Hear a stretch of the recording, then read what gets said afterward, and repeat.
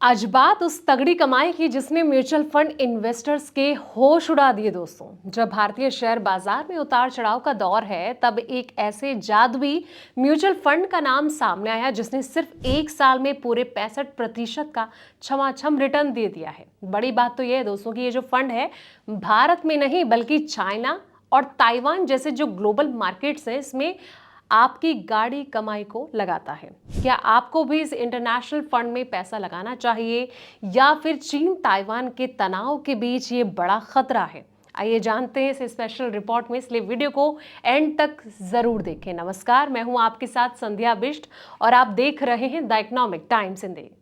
दोस्तों, पिछले कुछ दिनों में बाजार में खूब उतार चढ़ाव देखने को मिला है। ऐसे बाजार में कुछ जो फंड्स हैं वो लगातार निवेशकों के रडार पर हैं। हाल के समय में इंटरनेशनल और इमर्जिंग मार्केट में निवेश करने वाले जो म्यूचुअल फंड है इन्होंने शानदार प्रदर्शन किया है।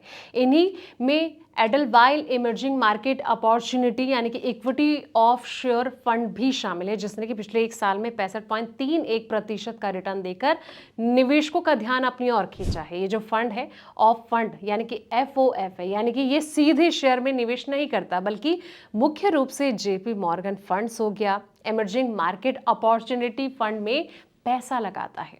ये underline fund Bharat, China, Taiwan, दक्षिण कोरिया और ब्राजील जैसे जो उभरते बाजार हैं इनकी कंपनियों में निवेश करता है और इससे निवेशकों को एक ही फंड के जरिए कई देशों के शेयर बाजार में निवेश का जो मौका है वो भी मिलता है। हालांकि FOF होने की वजह से इस फंड का जो अतिरिक्त खर्च है यानी कि फीस का असर भी पड़ता है और इसका प्रदर्शन काफी हद तक अंडरलाइन फंड पर डिपेंड करता है दोस्तों।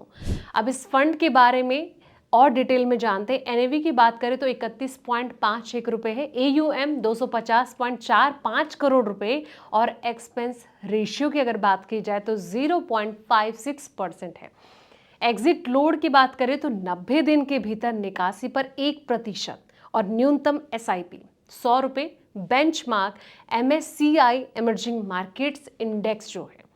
अब प्रदर्शन कैसा रहा इस पर गौर करते हैं। पिछले एक साल में इस फंड ने 65.31% का रिटर्न दिया है दोस्तों। एक साल के रिटर्न की अगर बात की जाए तो 65.31% का इसने रिटर्न दिया है और 3 साल के CAGR पर अगर गौर किया जाए तो 27.8% है। वहीं 3 साल का जो कुल रिटर्न है वो 118.8% है। वहीं इंटरनेशनल इक्विटी कैटेगरी का एक साल का जो एवरेज रिटर्न है वो करीब 29.5% रहा, यानी कि इस फंड ने कैटेगरी की जो एवरेज है इससे लगभग 35.81% बेहतर प्रदर्शन किया है।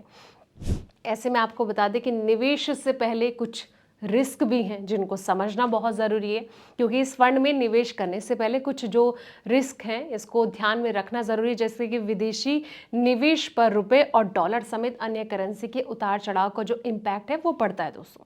चाइना, भारत, ताइवान, ब्राज़ील जैसे कुछ बड़े जो बाजार हैं इस पर ज़्यादा निर्भरता होने से क्षेत्रीय घटनाओं का जो इम्पैक्ट है वो पड़ सकता है। FOF स्ट्रक्चर होने की वजह से जो अतिरिक्त लागत है वो जुड़ी रहती है और ये बहुत अधिक वेरी हाई रिस्की वाली श्रेणी का फंड होता है।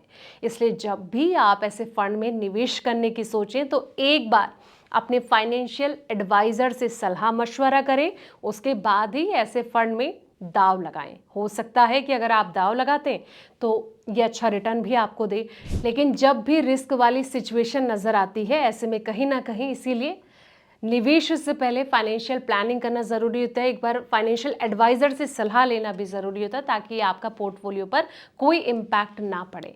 तो इस फंड के बारे में आपको और क्या लगता है कमेंट सेक्शन में अपनी राय ज़रूर दें और साथ ही इस रिपोर्ट को लाइक शेयर करना बिल्कुल भी ना भूलें ताकि शेयर मार्केट, कमोडिटी और पर्सनल फाइनेंस से जुड़ी हर एक अपडेट आपको मिलती रहे। तब तक के लिए आप देखते रहें द इकोनॉमिक टाइम्स हिंदी।